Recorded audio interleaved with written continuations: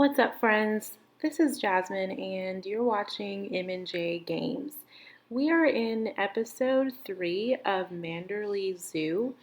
In this episode, I'm working to expand the park with the addition of two new animals, the Binturong and the sun bear. I'm so sorry if I'm saying Binturong incorrectly. I've never heard of this animal before, but I think I don't know. I think that's how you pronounce it. But this is a speed build video, but I am going to attempt to talk through this video and walk you through what I did. Since Planet Zoo is about animals, I thought it would be fun to share some tidbits about the Binturong and the sun bear. These two species can cohabitate, so I am going to build one habitat for them. Before playing this game, I had never heard of either of these animals, and apparently they are both native to Southeast Asia. Binturongs are also known as bear cats, and according to Wikipedia, they are classified as vulnerable due to a decline in population that is estimated at more than 30% since the mid 1980s. This adorable animal is very good at climbing, so I incorporated lots of shorter trees and a climbing obstacle for it to enjoy. The sun bear is also an excellent climber. It's a smaller bear and it also enjoys water. So in this habitat, I tried to incorporate some Asian plants and trees, and I also created a little pond for them. Even though the binturong did not need a water requirement, I noticed that it does swim in the little pond too, which is interesting since I just didn't think that it was going to do that. So even though it doesn't need water, it was playing around in the water. So I thought that was really cute. Hopefully, in this episode, you will see some animals. I am going to go back and show you just a few close-ups of the animals towards the end of the video once the habitat has been built. One thing you guys can help me on is how you want the park to be laid out. So I have no idea exactly, like, I don't have a plan when I'm creating things, and which I don't know, that's probably not a good thing.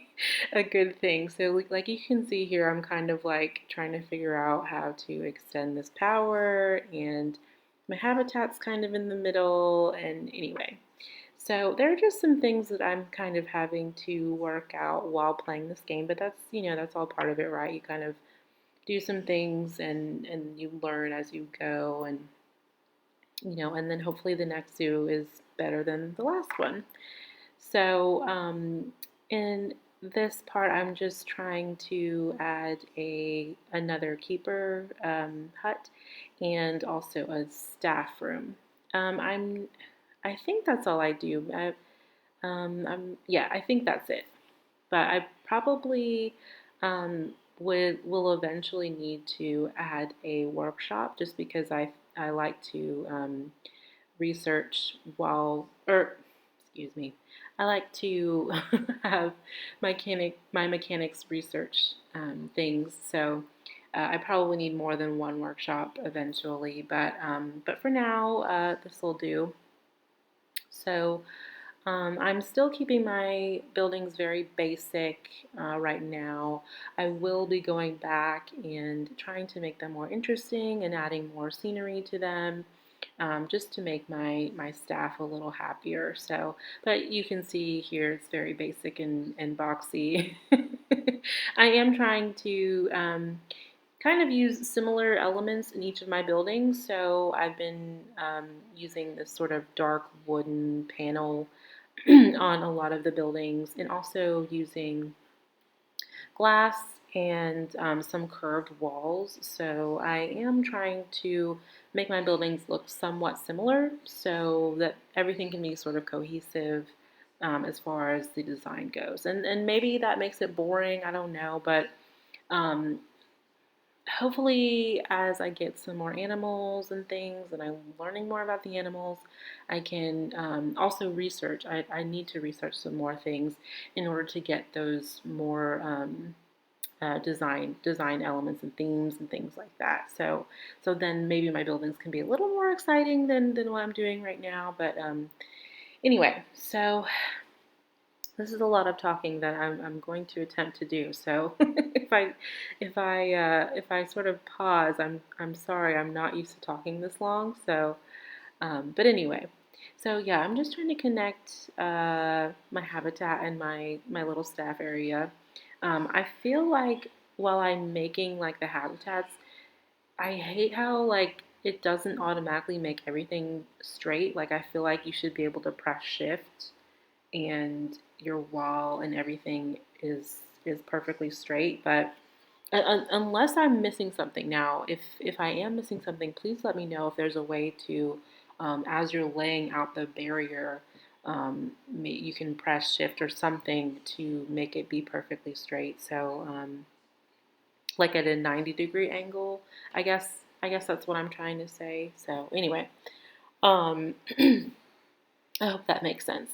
So another thing, as I'm making this zoo and the habitats and things, I don't really have a plan on the animals, but I am trying to only use animals that will work in this temperate biome. So I have attempted to build other zoos before this one, and I just kind of was throwing, animals there, wasn't looking at the Zoopedia, didn't know what I was doing, and realized that, oh yeah, some animals can't be in certain biomes. I mean, they can, but you need to like protect them and, make sure the temperature and everything is correct. So like I started off with the llamas and in this temperate biome. Now, this is the North American map. I don't know if it's different, like if I was in the Asia map, or I'm sure there's a difference. There's probably something different with the weather and things like that. Because if you were in Asia, in I'm not sure. Like maybe there would be snow. I don't know. If you guys know the difference, please let me know. But anyway, in this North American temperate biome, there is snow, and there tends to be a lot of rain. So, but when I put in the llamas, they were okay because they are used to the temperate temperatures and weather and things like that. So when it did snow, they were okay. I didn't necessarily need to put in heaters for them. But anyway, that's just one thing that I am trying to do. So I don't want to get too carried away with trying to get too many animals that are just not. Not native to the biome, I guess is what I'm trying to say. I'm also keeping these little hard shelters for the animals pretty basic right now, just because I just don't know what I'm doing yet when I do it. I'm gonna be honest with you, I don't know what I'm doing, but I do like how this one turned out. It's very similar to the llama one. I think the difference, I think the roof is a little bit different on this one versus the llama one. So that's one thing. But I really like this green color too. I think it's just really kind of calm, like a calm color. So I really like that for this habitat. So as I said before, while building this, I am trying to incorporate some only Asian plants and temperate plants for this habitat, since both the animals are native to Southeast, I think, Southeast Asia. So that'll be good for them. And I made a few little windows and things just to kind of make it look a little more established. So adding a few lights. I think those are the cutest lights, especially for the animals. So You can see I'm adding in my Binturongs. I wanted to test this out first with the habitat.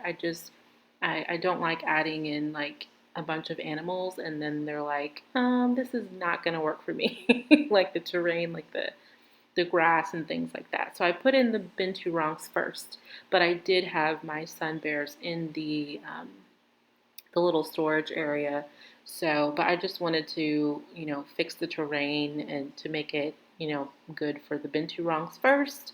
And then I'm gonna go back and add the sun bears, and we can make some water and things like that. So, look how adorable it is. I love the little faces. So I'm still really new at making habitats. I honestly, it's not my favorite thing to do in the game. It seems really tedious, and it's a lot of like putting in, a bunch of plants and trying to like lay stuff out so that it's pretty. I put in this big tree, and then I was like, wait, they probably can't have a big tree close to the barrier because they can climb. So I got rid of that big tree, and then I made sure that I was only using some shorter trees, just because I didn't want them, to escape. So and I made this little obstacle for them for climbing. It's not the best thing in the world, but it does the job. So I had created this sort of bridge, I guess, so people can look at the animals from here, and it's elevated, so hopefully that's a good spot. Um, I have started creating the animal talks. I'm still not super familiar, like how to make your education be like 100. I mean, I'm sure there's no way to make it 100%, but I'm trying to like add more of the animal talks and like the educational speakers. But I'm having a hard time figuring out where to put the educational speakers, and like I just plopped that on the ground next to the animal talk, and it's not. I don't know. Like maybe I should put it on the barrier fence or something. I don't know, but anyway, so that's one thing that I need to work on. Just trying to hide things like that and like speakers and things so that they're not just like plopped on the pathway. So yeah, so once I put this pond in, I thought it really came together. I just kind of put some rocks around it. I put in some water lilies, so that made it kind of pretty. So I really do like the rocks in this game versus the rocks in Planet Coaster. So if you haven't played Planet Coaster, how should I say this? Well, there aren't a whole lot of like flat rocks in Planet Coaster, so I can really appreciate Frontier putting in these rocks that are like flat, so the animals can like climb on them and just kind of play on them. Uh, but in Planet Coaster, it's like there's a lot of like ginormous rocks, and then there are rocks that are like too small, and then it's just I don't know. To me, I definitely like the rocks on Planet Zoo versus the rocks on Planet Coaster. That's just a little. I don't know if that's a complaint, but anyway, one difference between the two that I've noticed while playing Planet Zoo. So let's see, what else is going on? Yeah, so as I was playing, one thing that I did notice in my llama habitat was it kept getting dirty and just dirty, dirty, kept getting dirty. And so I did eventually expand that habitat. I'm not sure if it's in this episode, it might be in the next one. But I think what was happening was that I just had too many llamas such a small space, and then I also had I have that path that goes inside, so I feel like maybe the llamas just didn't have enough space to kind of do their business, and it was all kind of in the middle. So just just so you know, I do expand that habitat. I can't remember if that's in this episode or not. It might be in the next one, now that I think about it.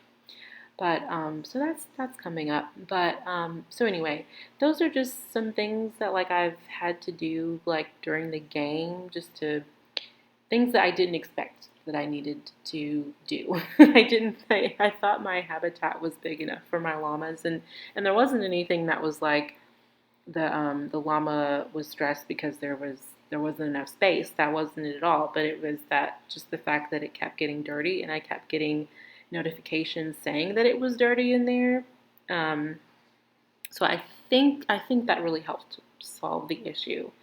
So here I do make this sort of a closer pathway for guests, but then I ended up deleting it in for this habitat because my binturongs were getting stressed out because I think the people were too close. And I did have quite a few trees in there. So I once I deleted it, I think more people were going up on the on the elevated pathway on the bridge, and then they could see better. So and I also didn't like how small that is. People were kind of getting crowded over there. So I hate that I actually have this in the video when I'm gonna delete it. I'm gonna delete it later, but anyway. So let's see what else is going on here. Another thing you guys can help me out with is um, naming my animals. So for the most part, I don't rename them at all. I just keep them whatever the game names them. But if you have a favorite name, or maybe you want me to name one of the animals after you, let me know, and I can rename it for you. Or if you have like a favorite animal that you want me to include in this zoo, as long as it's in the temperate biome, I can try to incorporate it in this zoo, and maybe I can name it after you. I think that would be kind of a cool idea. Yeah, so you can see I'm trying to adjust the education and just to make sure that my education meter is a rating, I guess, is going up. So gosh, I can't believe that I worked so hard on that pathway and it's gonna get deleted. So I'm not sure what's happening here. Let me see. Okay, I think my binturong was getting stressed, so I added some more trees. And then yeah, that's what's going on. And they're trying to hide. So okay, so now I'm just kind of decorating my hard shelter just a tiny bit, just to make it a little more attractive. And then I put some more trees. Let's see. Yeah, so my sun bears are in the habitat. I don't know if you can see them. There's one walking in the background right there. But I will show you some close-ups of the animals at the end of the video.